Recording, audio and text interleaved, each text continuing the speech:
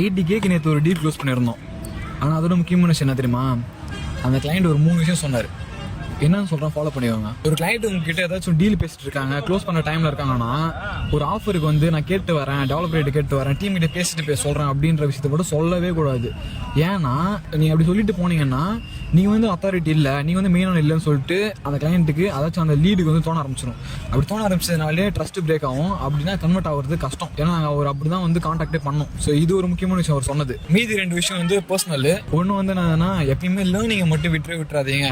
ஏன்னா நானே 10th வரையும் தான் படிச்சிருக்கேன். ஆனால் அவர் சொல்கிற விஷயம் எல்லாமே அவரோட பிஸ்னஸ் ஐபிஓவில் லிஸ்ட் பண்ணுற அளவுக்கு அவருக்கு ஸ்டஃப் இருக்குது, அவ்வளோ சர்டிஃபிகேஷன் வாங்கி வச்சிருக்காரு, அந்த அளவுக்கு ஒரு நாலேஜ் இருக்குது. ஸோ லேர்னிங்கை விட்டுறாதீங்க. 3வது விஷயம் என்னதுன்னா, நீ என்ன பண்ணுறியோ இறங்கி பண்ணு. எவன் என்ன சொல்கிறான்னு பார்க்காத. சொல்கிறவன் சொல்லிட்டு தான் இருப்பான். அவனை பார்த்து சிரிக்கிறானா அதை பற்றி கண்டிப்பாக பண்ணிட்டேரு. ஏன் இப்போ கூட இது ஒரு பப்ளிக்கான இடம், எவ்வளோ பேர் எங்களை சுற்றி பார்த்துட்டு தெரியுமா? ஸோ இதுலேருந்து எனக்கு என்ன தெரியுதுன்னா, நான் நேற்று போயிட்டு அந்த டீலை க்ளோஸ் பண்ணாமல் வந்திருந்தா கூட, அந்த 80K டீலை க்ளோஸ் பண்ணாமல் வந்தால் கூட நான் வந்து கவலைப்பட்டுருக்க மாட்டேன். ஏன்னா இன்னொரு 10-15 விஷயம் அவர் சொன்னார். இந்த 3 விஷயத்தோட நிற்கவே இல்லை. ஸோ ஃபாலோ பண்ணிக்கோங்க. Real time learnings coming on the way.